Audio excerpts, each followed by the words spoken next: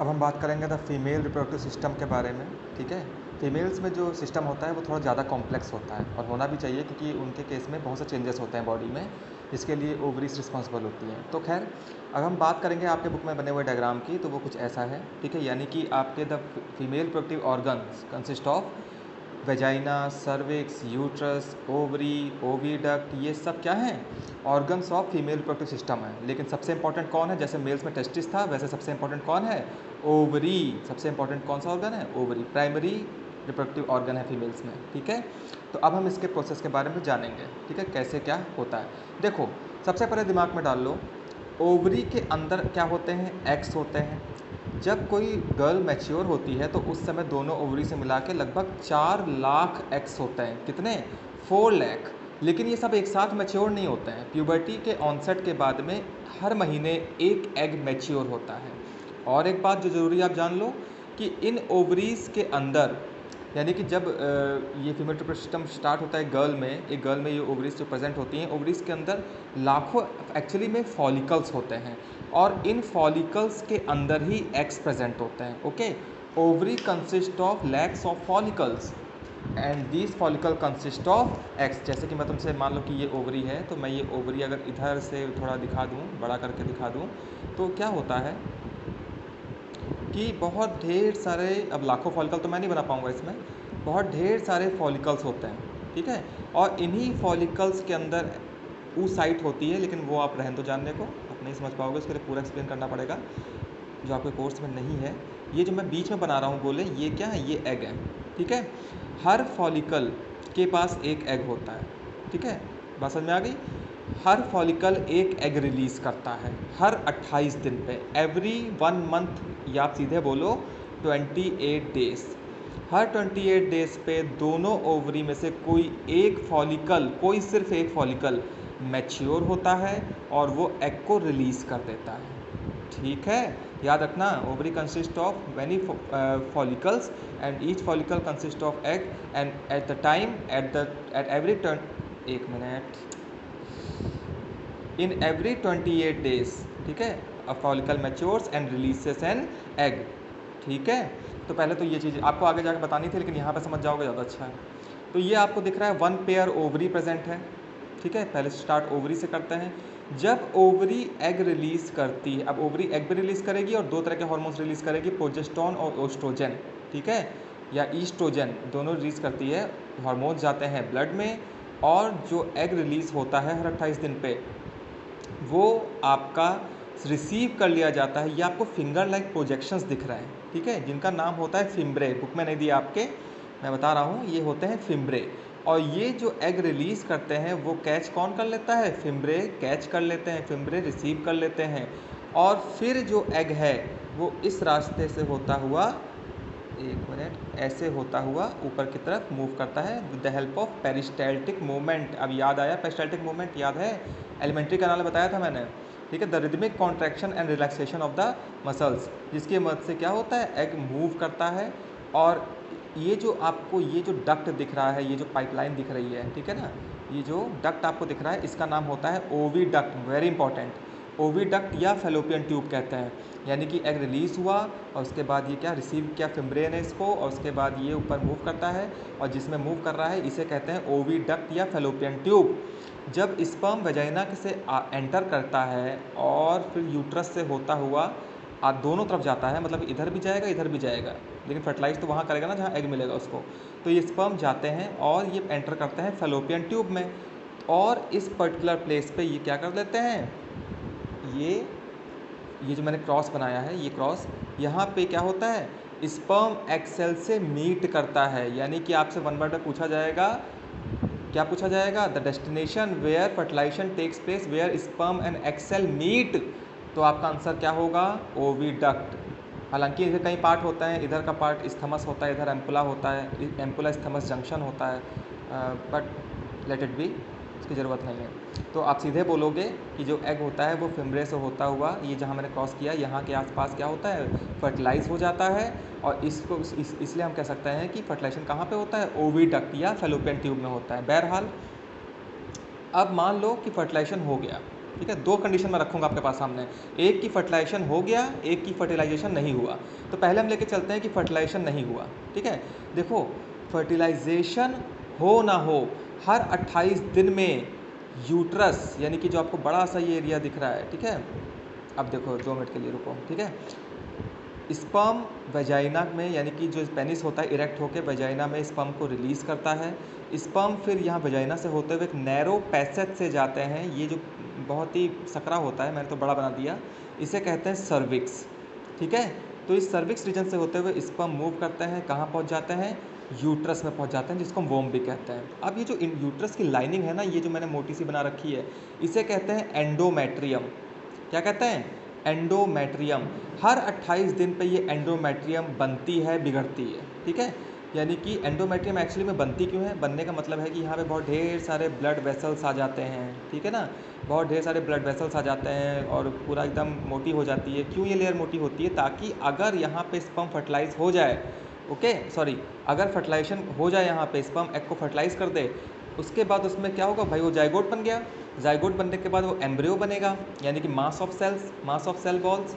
और वो जब नीचे आए तो उसको प्रॉपर ऑक्सीजन न्यूट्रिशन देने के लिए यहाँ पे जो लेयर है एंडोमेट्रियम, वो रिच इन ब्लड कैपिलरीज हो जाती है, बहुत ढेर सारी ब्लड कैपिलरीज आ जाती हैं, ताकि वो जो एम्ब्रियो है वो जब नीचे आए ना, तो यहाँ पे उसको प्रॉपर न्यूट्रिशन मिले, सब कुछ मिले उसको। ठीक है ना, इसीलिए यहाँ पे क्या होता है, थिक लाइनिंग हो जाती है, जिसमें ब्लड कैपिलरीज होती हैं, टिश्यू होता है, जो क्या करता है, एम्ब्रियो को फर्दर डेवलपमेंट के लिए न्यूट्रिशन देगा। लेकिन अब मान लो कि ये फर्टिलाइज हुआ ही नहीं है, ठीक है, तो क्या इस लाइन की ज़रूरत पड़ेगी, ये जो बहुत ढेर सारा टिश्यू हर महीने बन जाता है, खून ही खून, यहाँ पे बहुत ढेर सारी ब्लड कैपिलरीज होती हैं, तो ये क्या उसको न्यूट्रिशन देंगी, जब, अरे न्यूट्रिशन तब देंगी जब फर्टिलाइजेशन होगा, लेकिन फर्टिलाइजेशन हुआ नहीं, तो ये जो एग है बिना फर्टिलाइजेशन के, अब ये फर्टिलाइज समझ लो, स्पर्म नहीं आया, फर्टिलाइजेशन नहीं हुआ, ये एग नीचे जाता है, ठीक है ना, ये ब्रेक हो जाता है, शेड हो जाता है, और साथ ही साथ ये जो एंडोमेट्रियम की लाइनिंग है, ब्लड कैपिलरीज जो हर महीने बन जाती हैं, इनकी भी ज़रूरत नहीं रह जाएगी, क्योंकि इनको किसी को न्यूट्रिशन नहीं देना, क्योंकि फर्टिलाइजेशन हुआ ही नहीं है, कोई एम्ब्रियो बना ही नहीं है। तो ये जो लाइनिंग है ये शेड कर जाती है, टूट जाती है, along with the egg, egg के साथ में क्रश हो जाती है, और 4 से 5 दिन लगातार ये ब्लीडिंग के फॉर्म में, टिश्यू के फॉर्म में बाहर निकलती रहती हैं वेजाइना से, जिसको हम आम भाषा में पीरियड्स कहते हैं। ओके, बात समझ में आ गई। जब एक लड़की सेक्सुअली मैच्योर होती है, यानी कि रिप्रोडक्टिव साइकिल शुरू होती है, इसका मतलब है कि वो फर्टिलाइजेशन के लिए रेडी है और प्रेगनेंसी के लिए रेडी है। बट एक्चुअली में क्या होता है कि it takes a lot of time about it. तो क्या होता है कि ये एग जो है वो बिना फर्टिलाइजेशन के आता है यूट्रस में, यहाँ पे ब्रेक हो जाता है, ये एंडोमेट्रियम की लाइन ब्रेक हो जाती है, क्योंकि भाई इसको किसी को न्यूट्रिशन देना ही नहीं है जब फर्टिलाइजेशन हुआ ही नहीं है, और ये नीचे यहाँ से ब्लीडिंग के फॉर्म में निकल जाता है सब कुछ। ठीक है, तो इसे कहते हैं मेंस्ट्रुएशन पीरियड्स। देखो 2 टर्म होते हैं, एक मेंस्ट्रुएशन साइकिल जो 28 दिन की होती है, और एक सिर्फ पीरियड, ठीक है ना, मेंस्ट्रुएशन फ्लो कहते हैं जिसको, ठीक है, वो होता है 5 दिन का। ठीक, आगे जाकर डिफरेंस आपको और क्लियर कर देंगे। ओके, तो खैर अब ये कंडीशन क्लियर हो गई कि जब फर्टिलाइजेशन नहीं हुआ। ठीक है, अब मान लो कि स्पर्म गए और फर्टिलाइजेशन हो गया, तो यहाँ पे बन गया जाइगोट। जाइगोट से फिर फर्दर डेवलपमेंट होगा, जो सिंगल सेल है जाइगोट, वो कई बार डिवीज़न करेगा, उसके बाद उसमें बहुत ढेर सारी सेल बन जाएंगी, तो किस में बदल जाएगा, एम्ब्रियो में बदल जाएगा। ठीक है, सपोज़ मैं यहाँ बना के दिखाता हूँ, एक मिनट रुकना, कि फर्टिलाइजेशन हो गया और उसके बाद बहुत ढेर सारी सेल, देखो फर्टिलाइजेशन हो गया और एक सेल, सपोज़ कि ये पॉइंट जो मैंने बनाया है, ये पॉइंट, ये फर्टिलाइजेशन के बाद जाइगोट था, जाइगोट के बाद क्या हो गया, एम्ब्रियो बना, यानी कि उसमें डिवीज़न चालू हो गया और बहुत ढेर सारी सेल्स बन गई। ठीक है, अब ये स्किप कर जाएगा नीचे यूट्रस की तरफ, और यहाँ पे अब फर्टिलाइजेशन हो गया है, तो यानी कि एम्ब्रियो बन गया है। एम्ब्रियो बन गया है तो उसको न्यूट्रिशन चाहिए। ठीक है, और न्यूट्रिशन में कौन हेल्प करेगा, ये एंडोमेट्रियम की लेयर, जिसके अंदर बहुत ढेर सारी ब्लड कैपिलरीज हैं जो क्लोज कॉन्टैक्ट में होंगी एम्ब्रियो के। ठीक है, प्लासेंटा का कॉन्सेप्ट क्या है मैं आपको आगे बताऊंगा, एक्चुअली में न्यूट्रिशन बाद में प्लासेंटा से मिलता है। ठीक है, लेकिन ये कैपिलरीज क्या करती हैं, ऑक्सीजन न्यूट्रिशन देने का काम करती हैं, इसीलिए एंडोमेट्रियम थिक हो जाती है। ओके, अब यहाँ पे और भी लेयर होती है, एंडोमेट्रियम होती है, मायोमेट्रियम होती है, सेरोसा होती है, लेकिन वो आपकी बुक में मेंशन नहीं, यहाँ पे एंडोमेट्रियम भी मेंशन नहीं है, लेकिन मैंने आपको बता दिया फिलहाल कि एंडोमेट्रियम जो होती है ये लेयर होती है जो न्यूट्रिशन देने का काम करती है। एम्ब्रियो बन गया, अब एम्ब्रियो के बाद क्या बनेगा, फीटस बनेगा। फीटस बनने के बाद अल्टीमेटली क्या होगा, बेबी का जो फॉर्मेशन होगा वो आपका, अब यहाँ पे जो दूसरी लेयर मैंने बताई ना, एंडोमेट्रियम के जस्ट पीछे एक लेयर होती है, एंडोमेट्रियम के जस्ट पीछे एक लेयर होती है, यहाँ मैंने बना देता हूँ थोड़ा सा, उसे कहते हैं मायोमेट्रियम। ठीक है, ये मायोमेट्रियम मस्कुलर होती है, मतलब कि मस्कुलर होती है। तो क्या होता है कि जब बेबी फॉर्मेशन हो जाता है तो इतने सकरे यानी कि इतने पतले रास्ते से उसका निकलने के लिए धक्का लगाना होता है। ठीक है, पुशिंग चाहिए होती है। तो ये जो एंडोमेट्रियम की जो मायोमेट्रियम यानी कि ये जो मस्कुलर एरिया, ये इसकी जो मसल्स होती है ना, वो लगातार बहुत ज़्यादा कॉन्ट्रैक्शन और रिलैक्सेशन करती हैं, बहुत तेज़ क्या करती हैं, कॉन्ट्रैक्शन और रिलैक्सेशन करती हैं, जिसकी मदद से जो बेबी होता है वो नीचे की तरफ पुश होता है। इसीलिए ये मायोमेट्रियम जो होती है, मैं थोड़ा लिख ही देता हूँ, मायो, आगे आपको पता ही है मेट्रियम। ठीक है, ये हिस्सा। तो ये मायोमेट्रियम जो होता है ये लगातार बहुत ज़्यादा विग्रस कॉन्ट्रैक्शन करता है, बहुत ज़्यादा जल्दी जल्दी कॉन्ट्रैक्शन सेशन करता है, जिससे बच्चा नीचे पुश हो सके। और इसको इस विग्रस यानी कि इतनी तेज कॉन्ट्रैक्शन रिलैक्सेशन को पुश कौन करता है, एक हार्मोन होता है। उस हार्मोन का नाम क्या होता है, उस हार्मोन का नाम होता है ऑक्सीटोसिन। ठीक है, हाइपोथैलेमस रिलीज़ करता है इसको, ऑक्सीटोसिन को। ठीक है, bye out of focus, oxytocin. ठीक है, ये भी आपसे कोई पूछेगा नहीं।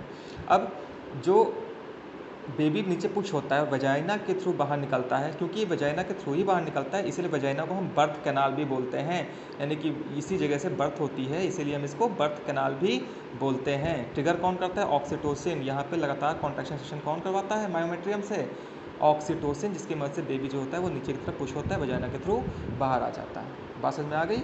इसीलिए कहा था कि जो फीमेल रिप्रोडक्टिव सिस्टम है वो ज़्यादा कॉम्प्लेक्स होता है। ओके, बात समझ में आ गई। तो ये आपका पूरा फीमेल रिप्रोडक्टिव सिस्टम था। दोनों कंडीशन मैंने आपको बता दी। अगर फर्टिलाइजेशन होगा तो क्या होता है, नहीं होगा तो क्या होता है। फॉलिकल का याद रखना, फॉलिकल कुछ नहीं होता है, it consist of immature egg cell.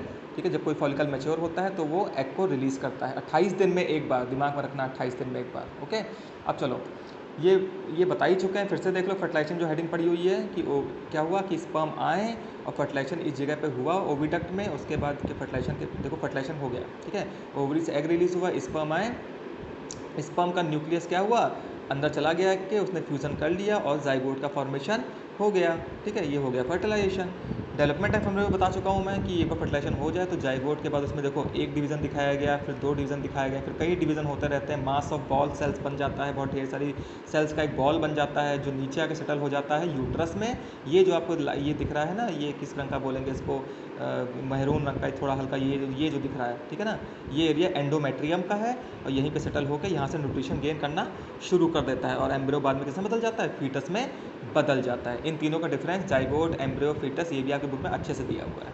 ठीक है, the embedding of embryo in the thick lining of the uterus is called implantation.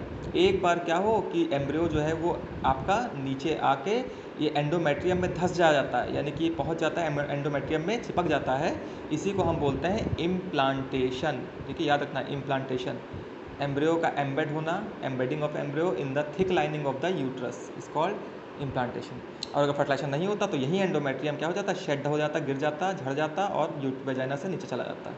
लेकिन अभी की इसमें दिखाया गया कि फर्टिलाइजेशन हो गया है, इसीलिए इसको एम्बेडेड दिखाया गया है यूट्रस में। जब एक बार फर्टिलाइजेशन कंप्लीट हो जाता है, एम्ब्रियो सेटल हो जाता है एंडोमेट्रियम में, तो 9 महीने तक पीरियड्स नहीं होता है, क्योंकि ज़रूरत ही नहीं है, क्योंकि बच्चे का फॉर्मेशन तो ऑलरेडी हो रहा है। ओके।